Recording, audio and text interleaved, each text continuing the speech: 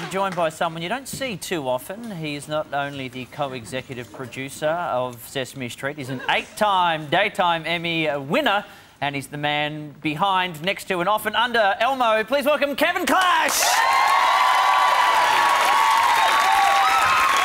Thank you very much, because this isn't something you get to do all that often, is be seen on the other side. Once in a while, I was on Oprah, Oprah Winfrey Show, and that was fun. So they saw me then. I was revealed. Now, do you have... Elmo doesn't understand who this man is. Do you have a lot of difficulty convincing people that you are Elmo? Oh, yeah. Well, you know, I took my daughter to a store one day, and she said, my dad's Elmo. And they were like... And I did the voice, and they were like, okay, I can do it better. They didn't believe me, so I stopped telling people what I do. And, another thing I try to do is I talk lower. You know, when you get to know, you know, when you see who I am, it's like, hi, yeah, I do Elmo.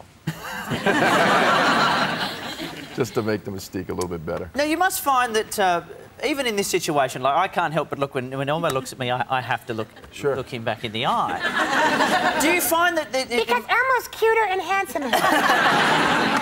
What is it about the entire, not just Sesame Street, but Muppet characters that makes them so real to people? Well, I just think the fact is, you know, we're humans. We're ordinary. I mean, you know, to see something like this, you know, up close and personal like this, it's different. So, of course, your eye is going to more focus on him than on what you normally see day to day. So with like children who come to often, you know, perform on Sesame Street as well, like, how are they the first time they see someone connected to their favourite character? I mean, well, you know, we have a lot of celebrities come in, like if you would come in or what have you. Or a celebrity. Or a celebrity. You know, we tell them that, you know, because they say, well, we have children, we would like to bring them in. And we'd say, well, a child keeps their imagination a lot longer than we think. And so they can bring them in, and they normally don't look at me. They just look at me as like somebody that's carrying around their favorite friend. And that's really what it especially with kids, they keep their imagination, so. And of course, one of the most distinctive character traits Elmo has is his laugh. Yes. Now, how much of that was brought to the character by you, and how much of that was already existing? Well, it's funny, talking with Frank Oz, you know, when how he got Fozzie Bear is when he started doing waka waka waka, you know, or Piggy saying moi. You know, those traits you can get in the character, and that gets you in the character. So, I mean, the laugh was very important with Elmo.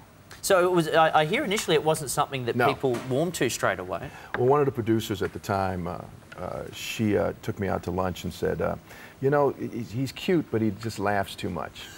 And then, of course, Tickle Me Elmo came out, and that all got kiboshed at that point. You know. Now, you're also a talent scout for Sesame Street Workshop in particular. Yeah. So what do you look for when you're out scouting for future puppeteers? Well, I mean, I was taught by Jim Henson and Frank and everything. So it's really about, you know, how to make the character come alive. And the voice is normally secondary, which people are really surprised about. You know, and when they meet me, they say, oh, you do the voice of Elmo. And I said, no, we don't separate it. We're performers, so we perform the character and we do the voice. And then, you know, are there people who would see this as a proper profession? Like, is it something that initially you went, I'm going to be a puppeteer?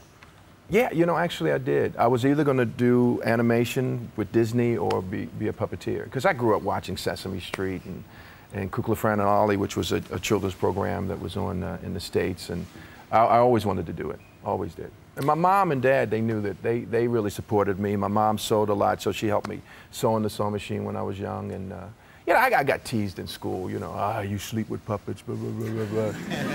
And then, you know, I got my first local television show, and then everybody was like, wow, that's cool. And then, of course, I did a lot of shows, like variety shows and stuff, and I got to heckle, you know, those people who put me down about it. But, you know, I mean, I always enjoyed what I did, and I didn't deal with peer pressure, and so I just stuck with it. And Elmo, like, died right there. He talks and Elmo just loses it. Now, what I love is that... He's all right, he's still there, he's still there. What I love is that... You mentioned the Tickle Me Elmo doll. Elmo's had some very popular toys. We had the Chicken Dance Elmo, which we loved. And we got a new one now. This is the Elmo Knows Your Name one. Sure. Now, this has been programmed. You can program all various information on people in it. And this one has been programmed on me. Yes. With Rover in there. So we'll switch him on, and he basically squeeze his hand and he gets all the information out. So we'll turn him on and have a listen. Hi, Rover. Let's play. Squeeze Elmo's hand. OK, and he knows a few things about me, for example. Elmo loves you, Rover. Elmo loves cereal. Rover does too. I do love cereal too. I do love cereal.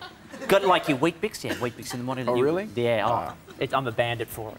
What is Elmo's favourite cereal? Elmo loves wasabi. That's why Elmo doesn't have any eyelids. Actually, this is very cute. Please do not... Wasabi is a some-kind food. And look, these are available now in Kmart and in Target. Sorry, Target. Available. Oh, that was very quick correction. Available in Target. And for those of you in the audience who are too lazy, every single one of you tonight gets one to take home. In Target, thanks to Target. Yeah. So thank you very much to. Rove has a cheat sheet. And it didn't even help. Look, I underlined Target. Look at that. You underlined it and you said the wrong word. What is wrong with me? Yes, what is wrong with... Well, your wife is not here. That's all. There's something very wrong with me. Please thank Kevin Clash and Elmo.